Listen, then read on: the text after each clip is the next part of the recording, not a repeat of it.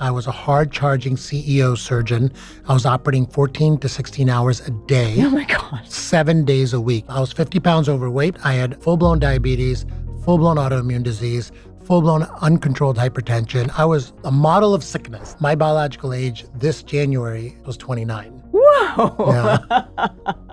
I want to just make sure all your listeners know that this is possible for everybody. It's still possible for everyone to reverse their biological age. Get those two right, moves the needle 80% of the way for most people. I want to warm up with a few kind of fun questions, Yeah, let's and do then it. we'll dive into longevity. Okay. Mm-hmm. You know, we live right now at a time where there's so much bro science with longevity. Yeah, absolutely. So we've got the don't die narrative. We've got, how much did you ruck today? What's your VO2 max? There's kind of this one-upmanship and also a lot of focus on the individual. Yeah. And so I wonder, within that context, you're a longevity entrepreneur.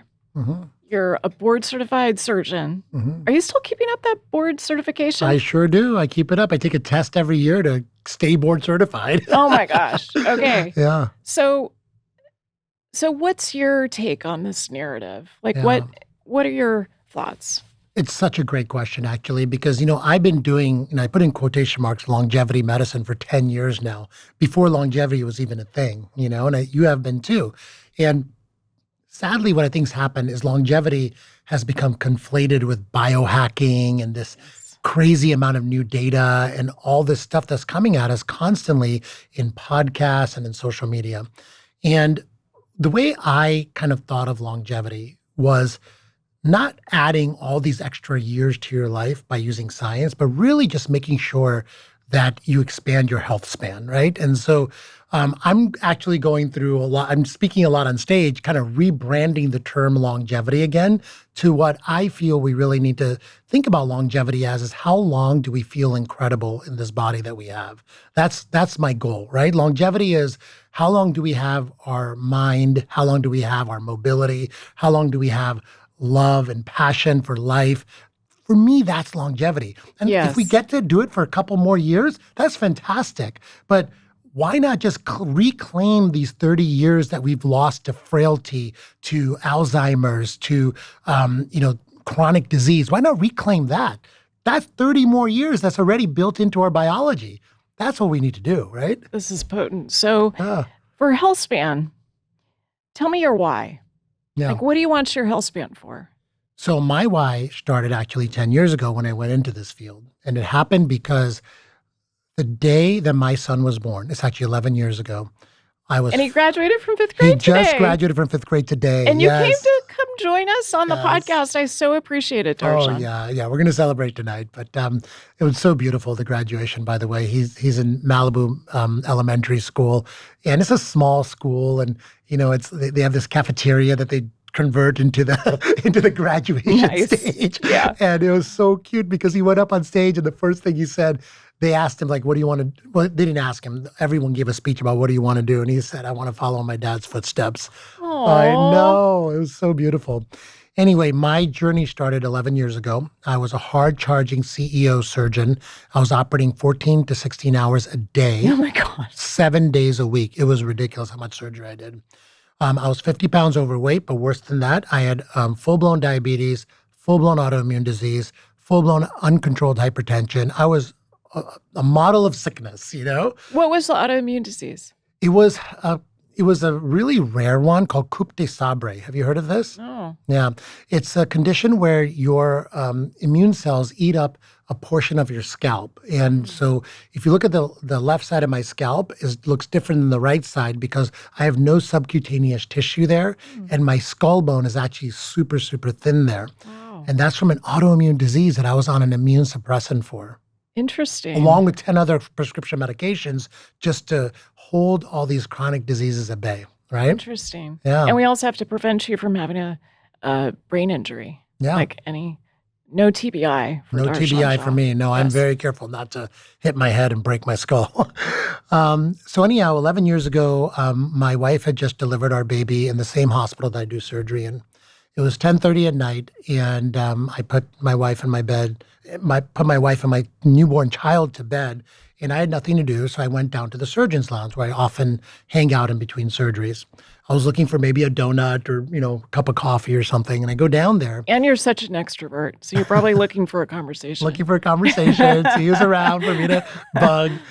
And I saw a medical journal there that gave mortality rates for people with autoimmune disease plus other comorbid conditions. We call it comorbid, right? When you have multiple diseases.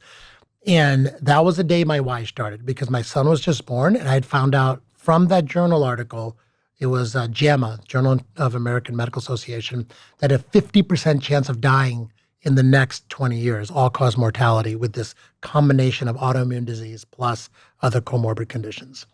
So I want to slow down for a moment because this feels like a really sacred intersection for you. Yeah. Right? Like you could keep going in this direction of operating 7 days a week with your diabetes and your autoimmune disease and your high blood pressure, which is what we see in most US physicians. Yeah. Or you could actually change the arc you were on. Right. So that's a huge moment. I want to link also to this article because this is a big deal. Yeah. This is a big deal. Okay, please keep going.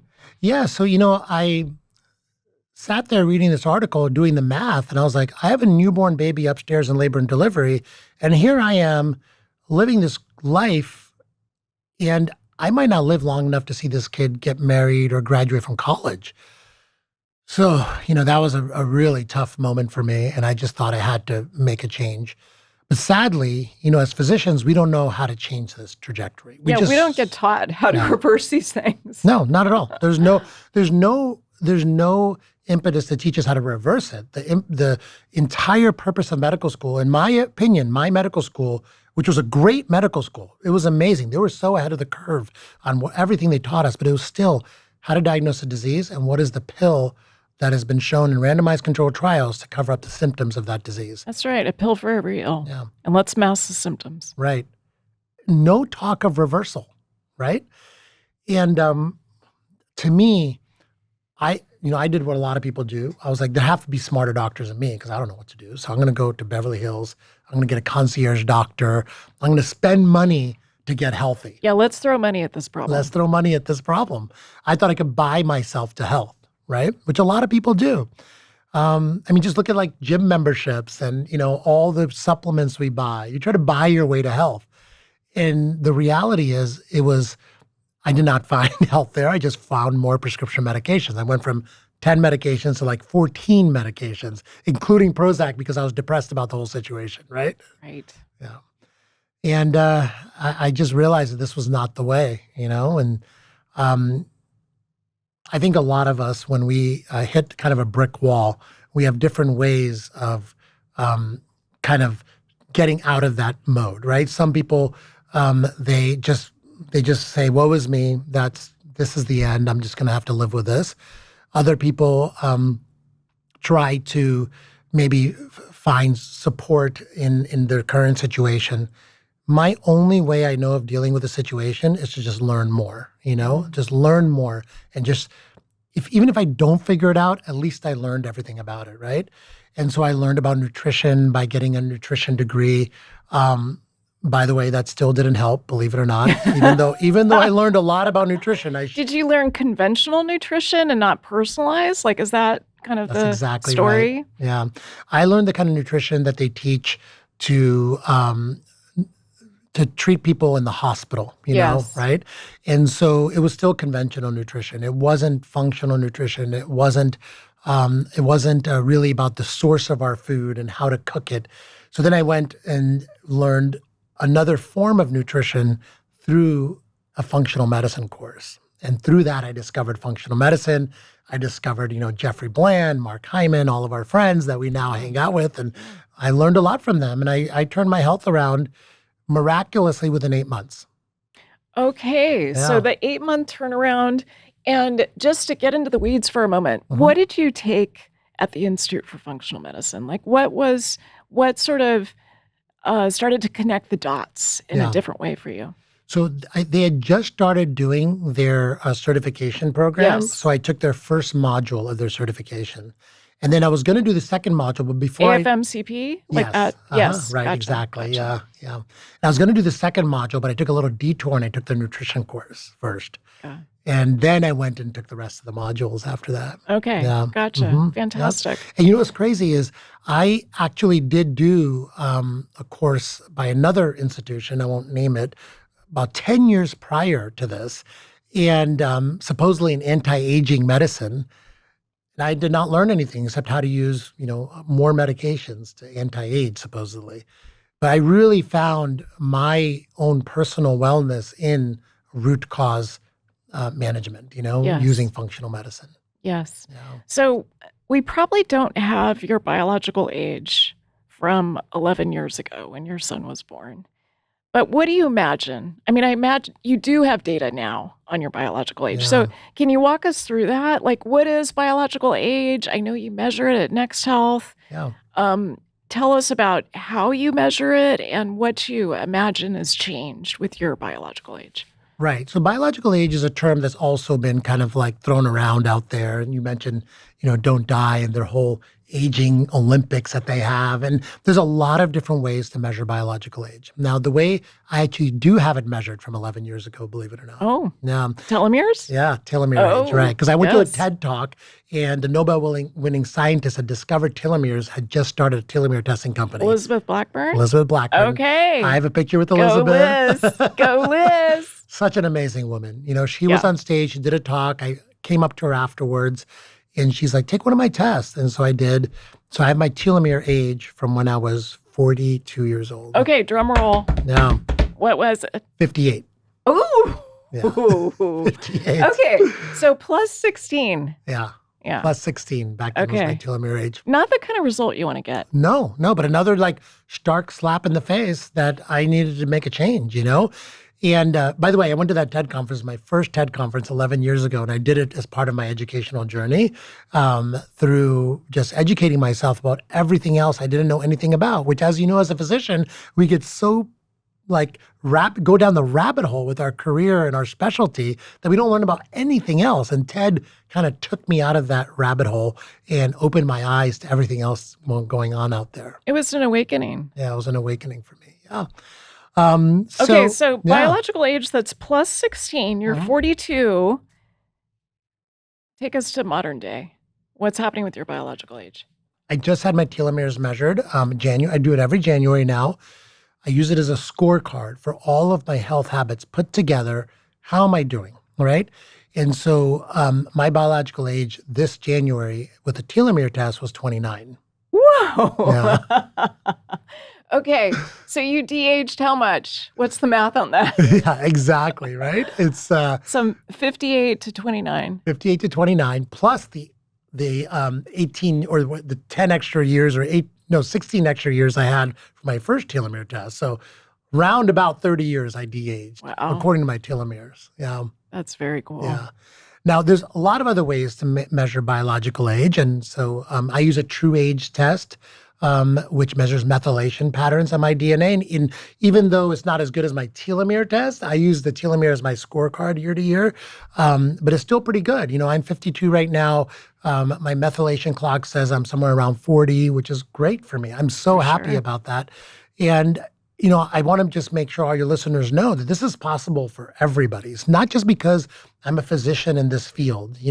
I still live the same kind of crazy life everyone else does. I have 2 kids. I have a busy home life. I have a busy work schedule. I have a business. I travel. I do all these things that everyone does.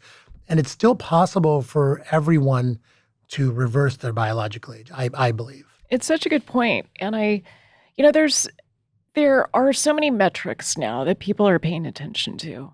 And I really believe that biological age cuts through the noise. It's such an intuitive scientific wellness metric. Mm-hmm. It's one that just makes sense.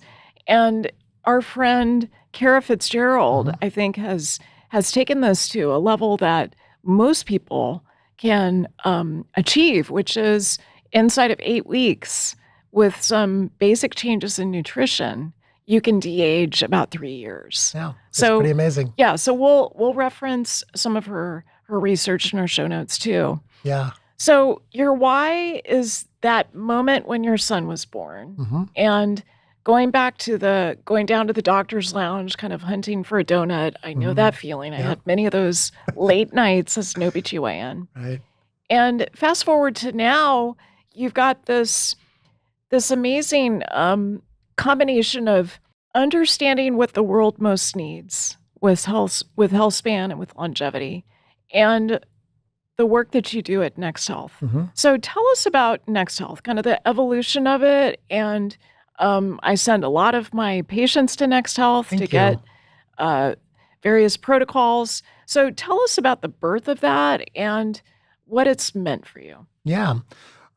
So when I got healthy, I was also telling a lot of my patients what I was doing because they noticed the change in me, not just in my weight, but also my energy levels and just my happiness. They said I smiled a lot more. And they're like, "What are you doing, Dr. Shah?" And I told them some of the things I was doing.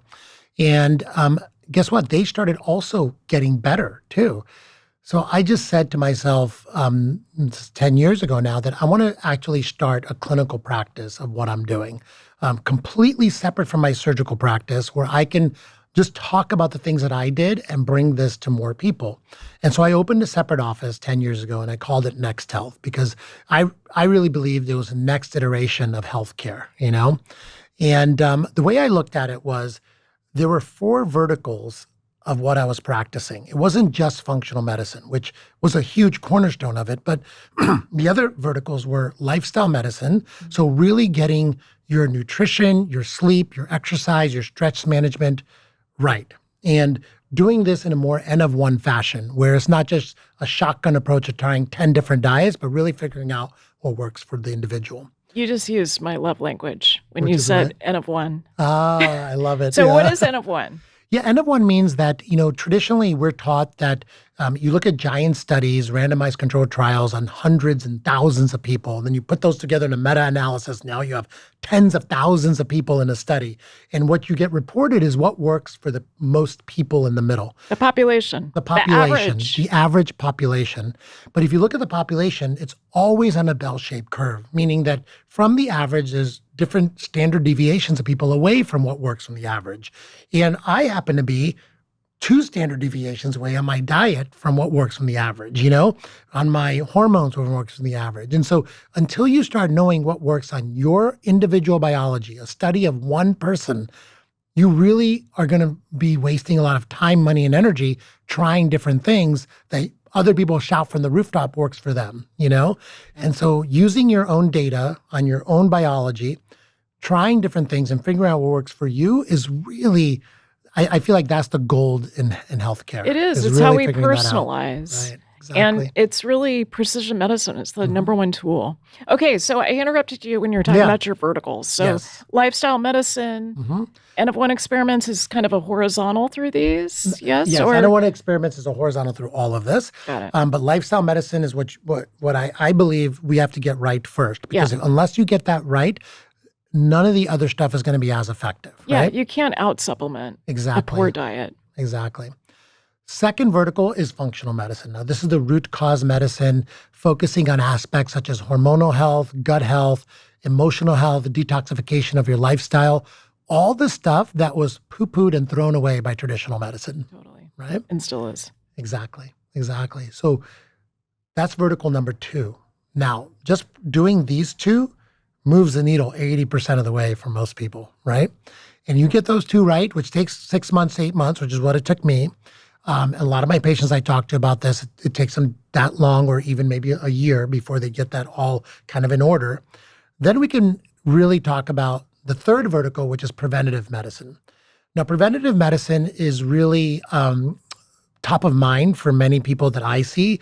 A lot of people that I see are like CEOs of businesses, and they just want to make sure they're not going to die of a heart attack, Alzheimer's disease, cancer, right? They want to make sure they're not going to die. They right? want to get way out in front of it. Exactly. They want to get way out in front of it.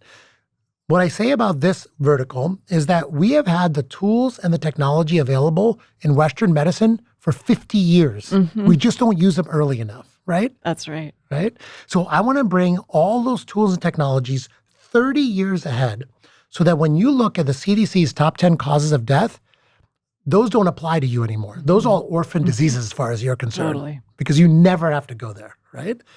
And then I say vertical 4 is longevity medicine. This is all the biohacking, peptides, supplements, all that other stuff you can add once you have those 3 other bases covered. Because then you go from 80% to the last potential 20% of having 100% solution to your overall health journey.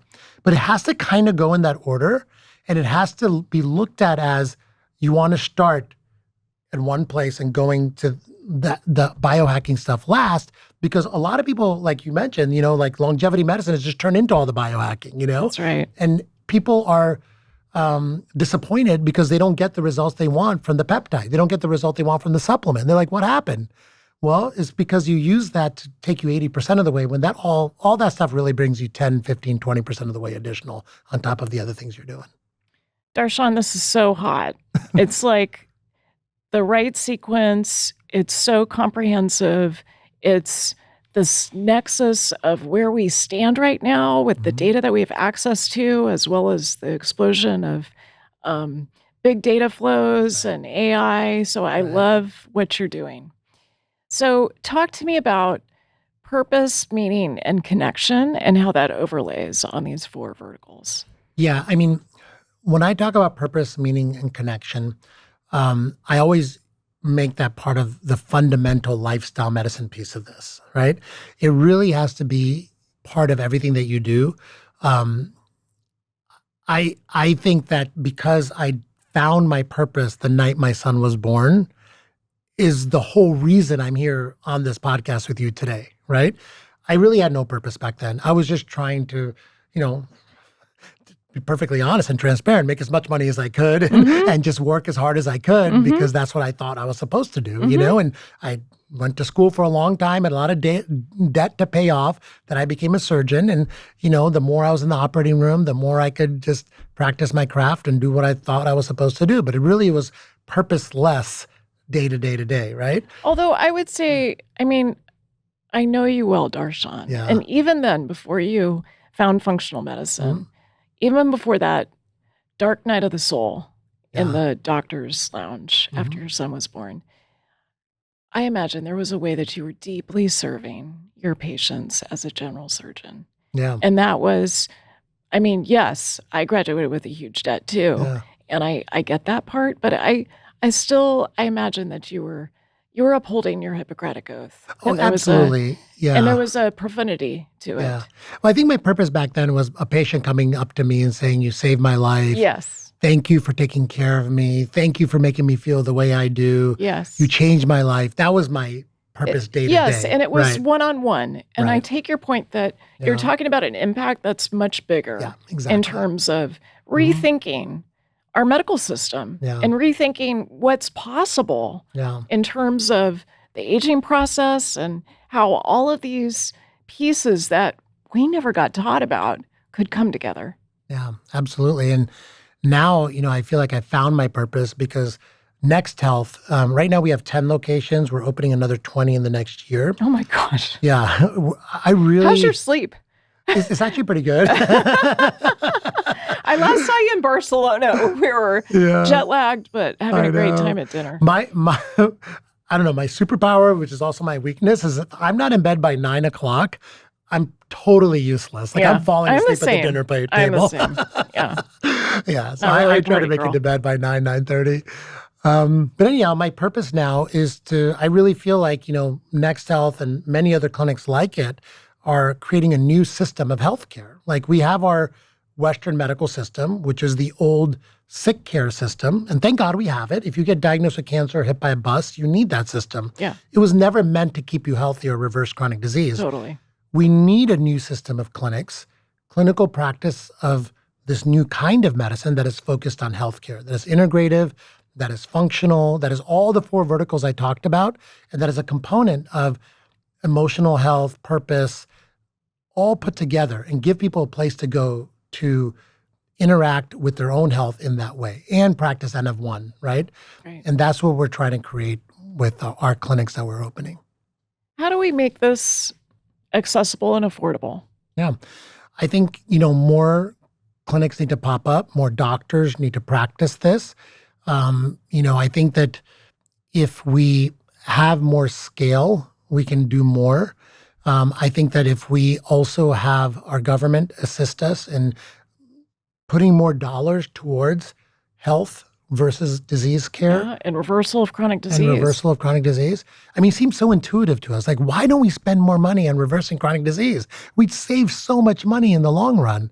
But unfortunately, the financial incentives are all geared towards disease management, not disease reversal, right? Totally. And so we have to take a multi-pronged approach to making this accessible and affordable to everybody.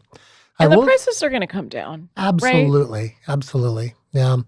I think, for example, our baseline membership, it's not cheap. It's still $259, but a lot of people spend that much on their gym membership, and so. That's true. Right? And so my daughter spends more than that right now. Wow. I can't imagine. It's just crazy. But it's an important investment. Yeah. Good point. And so I think, people need to understand that your health care is not free. Disease management might be free, but why do you want to get there in the first place, right? Yeah. Healthcare is going to cost you time and money, and it's so well spent up front rather than waiting until your insurance can take care of it, Yep. So Darshan, what are some of the surprises that you encountered along the way? There were along the way my health journey or the opening of our clinics. Any of the above, especially your health journey, because I think that's so relatable. That night looking for donuts, that's so relatable. Yeah. So what were some of the surprises along the way? Number one biggest surprise to me was how much reducing my stress and avoiding ultra-processed food moved the needle for me. Wow. Good. Yeah. Okay. Say more. Yeah. That took me 50% of the way, I would say. Wow. Yeah. Okay. It was just, I was so focused on, back then it was the Atkins diet. Mm-hmm. That was like all the rage, right? I was so, bacon, steak. Right. Yeah. Right. Exactly. A little broccoli spear. Every once in a while. Basically, any kind of meat you could get, as much as you can get, right? And so a lot of the meat I was eating was all processed meat. And I didn't realize it wasn't the name diet that I was following that was going to get me healthy back then. The minute I learned from IFM, the avoidance of ultra-processed food was really where the biological change lied. That completely changed the trajectory of my health, because I started losing visceral fat. My blood glucose started getting under control. And we didn't have CGMs back then. So I was poking my finger every day. Oh, every your morning. Poor fingertips. Yeah. Every morning I poked my finger. And that took me a lot of the way. And then the stress management piece also took me a lot of the way. So let's get a little more granular. What were your fasting glucoses like then? Like, what were you seeing with your finger sticks? I would wake up and sometimes it'd be between like 120 to 150, somewhere in there. My morning glucose. Yeah. I don't know many physicians who don't have an elevated fasting glucose. It's so common with the level of stress and, the kind of way that we're eating. Right. So, okay, so 125 to 150s, you said? Mm-hmm. Sometimes even more, yeah. And what is it now? So now I'll wake up and generally it'd be somewhere between 80 to 100 in there. Okay. Yeah. Mm-hmm. All right. So much huge progress. My hemoglobin A1C, which is a measure of the 3 months of average of glucose you had, went from 6.5 to now it's 5.3. That's cool. And this is like a long family history of diabetes in my family. I figure, metabolic health being one of the root causes of disease, that was my primary goal, was to get that under control. And by avoiding ultra-processed food, I was able to get that under control within 3 to 4 months. Huge. Yeah. So you're a cycle breaker. Right. That's huge. What about your mitochondria? Tell me about your mitochondria. Like, what was going on when you were 42 and what's happening now? Yeah. So, if I could look at my poor mitochondria back then. and tell us, what are they for you? Like, what Yeah. What do they do for you? Yeah, so I mean, your mitochondria obviously are the powerhouses of every cell of your body. Now, every cell of your body depends on power, just like your car depends on power, just like your home. And when that power starts to dim, things don't work right, right? Your car starts sputtering, your computer, the screen turns off. The computer in my brain, the screen was off. I couldn't move because my car power was down. Like it Yeah. was everything was not working, Your right? sperm don't work as well. Exactly. Yeah. I mean, that's a really good point because it was really hard for us to have kids too. Really hard. We almost went through IVF and all that stuff. So, I think that for me, if I could look at my poor mitochondria back then, there were very few of them, and the ones that were there were struggling to survive. Mm. And one of the first things I tried was fasting. Okay, and Okay. fasting is a really good reset for your mitochondria because it It is. forces your cells to get rid of the old mitochondria that are dysfunctional and make some new ones before your cell has no ability to make power, right? And so fasting was one of my first forays into actually feeling better, okay, after doing the ultra processed food thing. And, fasting is definitely not for everybody, but for me, it was a very powerful tool to get my energy levels back up. How did you start? So I started with just skipping breakfast, and that So was intermittent fasting. intermittent fasting, right? And then I went from a 14-hour fast to a 16 to an 18-hour fast. And then I just followed the rule of only eating when the sun was out. And so nighttime, my dinner time moved all the way back to like 5:30 from 8:39. And that made a massive difference accidentally with my sleep, actually. Yeah, Yeah. that's huge. I mean, this is why I like hanging out with you because we eat dinner early. Yes, It's a good yes. thing. Yep. And I would say most of the people I know eat dinner around 7:38, and then they go to bed shortly thereafter. And that's just our bodies aren't designed for that. It's such a No, mismatch right. with the way that our genome evolved. Right, exactly. And you don't really feel it because our body is so resilient. Our brain is resilient. It doesn't tell you that it's struggling until it's accumulated 30 years of damage. And then you start feeling you're tired and brain fog and all these things. And it's really so powerful now that we have things like the wearables that we have. I'm wearing an Aura ring right now. I Yeah. think you are as well, right? Yes. Yeah. Yeah. Tell me about your favorite wearables. Yeah, I mean, look, I am kind of agnostic because I really believe that as long as you're tracking and you're following the trends, that's all you really need to know. Don't get hyper focused on the number.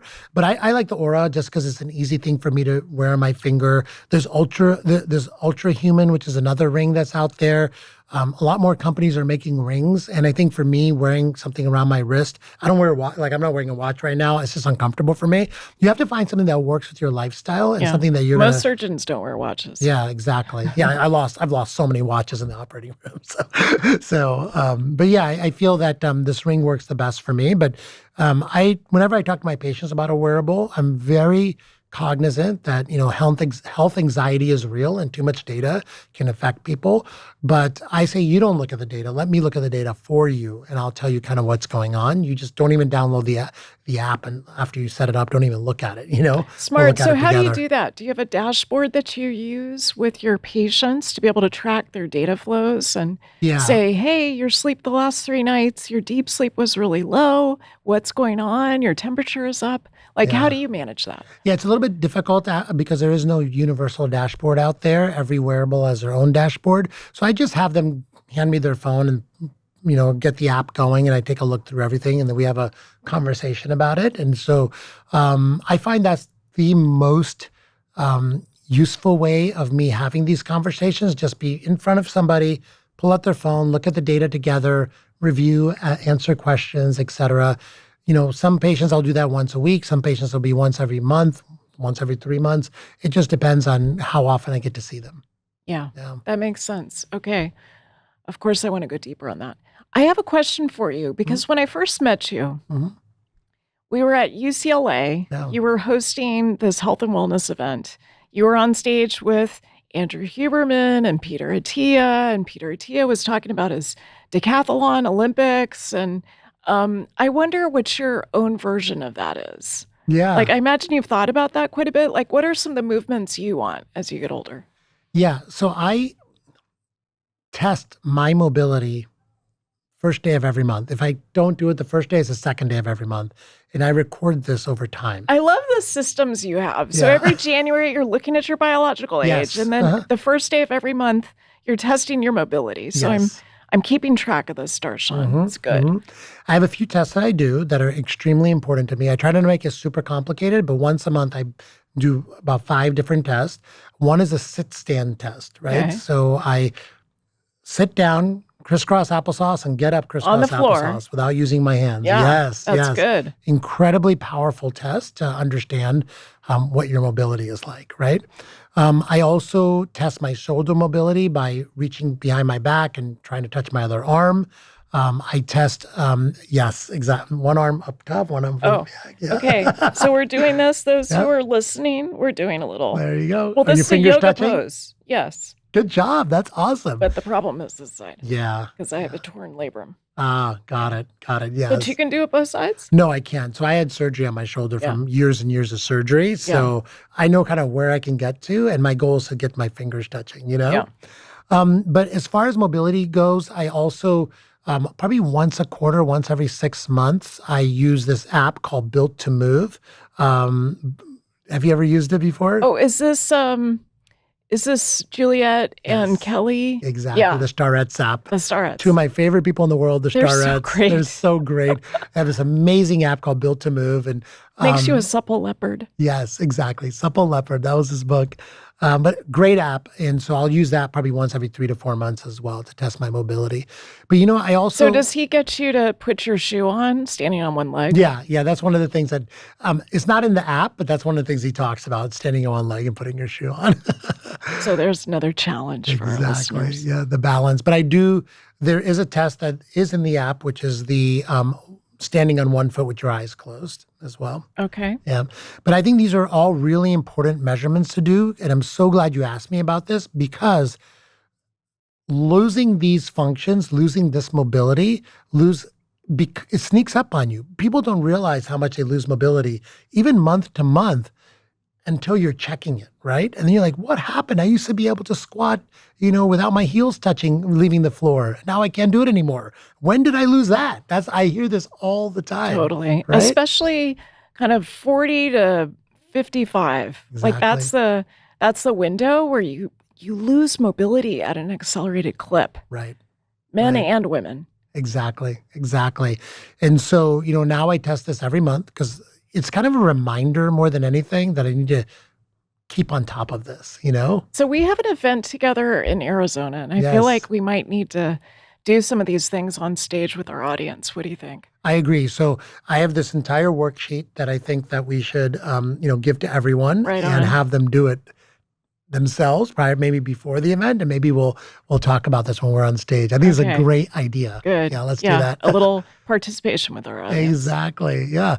And there's ways that you can calculate your biological age just by doing some of these movements, understanding where you are mobility wise with the people of your age, right? Of your age group. And so I think that's an important thing to know.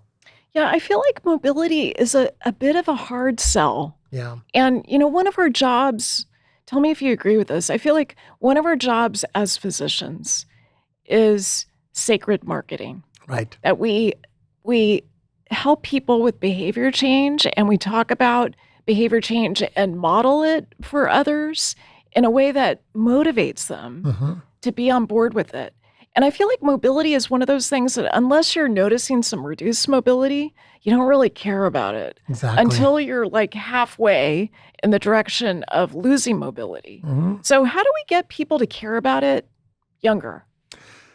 It's such a great question. And I think what I love seeing right now is there's a lot of people listening to your podcast, my podcast, Huberman's podcast, and they're getting this information at a much younger age, right? Yes.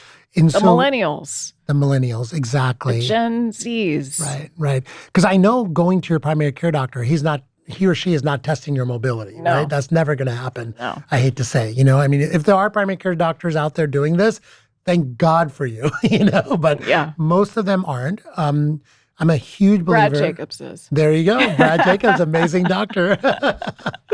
Favorite of mine. Mine too. Yeah. But what I really believe is that we have gotten so far down this path of outsourcing our health to the Western medical system. And I'm so inspired to see younger people saying, that's not going to get me there. I need to educate myself and learn myself about what is true health. How do I assess myself? How do I follow it myself? And so people are listening to podcasts. They are testing themselves. They're wearing wearables. There's so much talk. I go to this little gym in Malibu where I live, and the young people are talking about VO2 max. It's They incredible. are. Yeah. It's totally. I love that you're bringing this up because I feel like what I see is that it's not so much the Gen Xers. You're Gen X, right? Yes. It's not the Gen Xers that are really changing the course of medicine. No. It's actually the younger folks. Right. It's the millennials who are really doing it. They're going to therapy more than any other generation Right. previous. They're absorbing this information. They don't want to age like they see their parents aging. So thank goodness Thank for goodness. the millennials. Yeah, exactly. And, I think for the first time, they have the tools available. It is a lot more affordable for them to kind of take a hold of this. And so it's not out of reach. I feel like for us, like in Gen X, everything was so out of reach, right? Like you couldn't even get your own blood test unless you were a doctor yourself or you begged your doctor for this. It's true. These numbers, right? Yeah. And now you just go online, you order it up, and they'll even ship you a kit to your house for you to get some tests done, right? Yeah, it's so much easier. Yeah. That's true. Yeah. So we're going to wrap up with some rapid fire questions. All right, let's do Okay. it. So number one, alcohol. Yes or no? I'm very realistic about alcohol because a lot of my patients, the first thing they say to me when they come and see me is, all right, you're going to tell me to stop drinking, right? It's like, shut the conversation down, right? And so I'm very realistic about alcohol. The way I explain alcohol is that you have to limit not just the amount, but the rate at which you consume alcohol, right? And so I try to get people to limit their alcohol consumption to less than 2 to 3 days a week, okay? And then also limit the number of drinks per day, but also how long are you drinking those drinks over? Are you kind of pounding them all within the first 10 minutes before your appetizer even comes out? Or are you spreading out a glass of wine over your entire dinner, right? And so what I find is that limiting the rate is actually a lot easier for people to do than to limit the quantity. And what happens is when you limit the rate, you automatically limit the quantity. So this is how I get my people that are potentially over-consuming alcohol to really cut back, right? Okay. Now, obviously, alcohol is a toxin, right?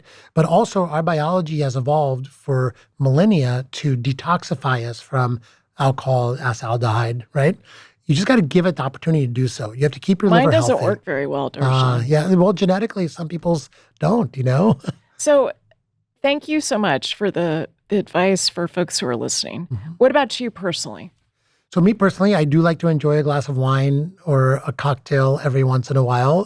For me, I find the social lubrication I get from that. Well, you're such an extrovert. Thank so you. It makes sense. Yeah. The longevity benefits of that cannot be overstated, right? Not being lonely. The social longevity. Social longevity, absolutely. The social longevity is definitely a thing. In fact, if you look at a lot of studies on alcohol consumption, there is some indication that the people that use it for social behaviors only, not drinking at home alone, for example, do live a little bit longer. That's true. And so we still have a lot to unpack there. So like I say, I try to be realistic about alcohol. However, since the COVID epidemic, people are drinking a lot more. And so I'm doing a lot of reversal of these trends. And, a tool that I've been using, not to open up a whole other Pandora's box, is GLP-1s and helping people get away from alcohol. Okay, so tell us about that. Maybe we'll finish with GLP-1s or exercise. So tell us how you're using GLP-1s, and then we'll talk more about it the next time I get you to come on the podcast. Yeah. So, I was at the gym yesterday, and a trainer came up to me and said, "Hey, Doc, how do you feel about GLP-1s?" And I'm like, "Oh, sit down for a few minutes. Let me talk to you about GLP-1s." So unfortunately, just like a lot of things in health, people use it irresponsibly, right? And so most people on GLP-1s are getting prescribed them with absolutely no advice on how to use the time that you're on GLP-1s to completely change your relationship with food alcohol, and addictive behaviors, right? And so once you realize that GLP-1s are your opportunity to change your relationship with these items, whether it be food or alcohol or other addictive items, you're just going to be using it as a Band-Aid, right? And so we have a really strict, I would say, onboarding and offboarding program with GLP-1s. I think if you use them responsibly and you don't use a higher dose than what's needed for that N of one individual to get to the response that you want them to get to, and you're not monitoring, you're not educating at the time of them being on the GLP-1s, you're About body composition, muscle mass. I have everyone on GLP-1s read 2 books and wear a continuous glucose monitor. Love it. Yeah. I love it. Yeah. Okay, so what I hear you saying, and I haven't heard anyone else talk about it this way, so I want to thank you for this. You're talking about setting a container for Yes. people that go on GLP-1s. So it's not just, here's the injection, see you later, see you in 3 months. Exactly. When your muscle mass is, down a few pounds. But this is part of an ecosystem that you have to agree to. Right. So I love that. Exactly right. Yeah. We actually, at our clinics at Next Health, we have them sign a contract saying they will do 10 things. Oh, I like while it. they're on GLP-1s. And obviously it's like it's more of a contract between just us and them, just to get them to really understand the seriousness of this, that this is a serious time. We're not just going to use this willy-nilly to just help you lose weight, because a lot of the weight, like you said, will be muscle mass if you don't put into place certain actions to prevent that from happening. And now, with nearly 100% of our patients, we see them either not lose muscle mass or gain muscle mass on GLP-1s. It's entirely possible. That is so cool. Yeah. Okay, last question, and this is relevant because we've got this event in Arizona and we're going to work out at the gym together. So what do you do for exercise?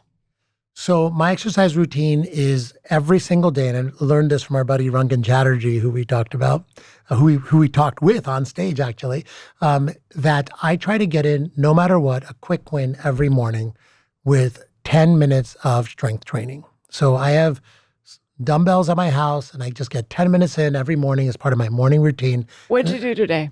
So this morning I just have I have my 30-pound dumbbells that I do. I do my biceps. I'll do squats. I'll do push-ups. I'll do, and then I have a box that I jump on. Actually, my friends who are listening to this are going to laugh because a year ago I fell off this box and I hurt myself really badly. Yeah, I've fallen off a few times. I know. But anyway, I really believe in jumping. Our friend Vonda Wright talks about that a lot, just putting some pressure on your bones. I have a box that I jump on. The type 2X muscle fibers, which you Exactly. lose first. Yeah, the explosive muscle movement. And so every day I do that. And my muscle mass keeps increasing. Every year I've been doing a DEXA scan also in January. And I keep increasing muscle mass. And it's like I don't work out a lot. 2 or 3 times a week, I will go to the gym and I have an entire workout that I've programmed. And then once a week, I go for a long 1-hour rucking hike. Oh, That's so it. good. Yep. So good. Yep. So I don't want for this to come to an end. Any final thoughts, Darshan? Yeah, I would say, we didn't get a chance to talk a lot about gut health and hormones, but it is a huge piece of the puzzle. In functional medicine, as we all know, that every system of the body is so interconnected. And so looking at your gut health and how that connects to your brain through your sympathetic nervous system, looking at your sympathetic tone and your parasympathetic tone, and monitoring your HIV and your hormonal health. These 3 are extremely important after the age of 40, I would say, but even younger than that. Don't skip that part of the equation. And I know it gets really complicated for people. They're like, I'm trying to do all these different things. I get it. I totally get it. It does get complicated sometimes.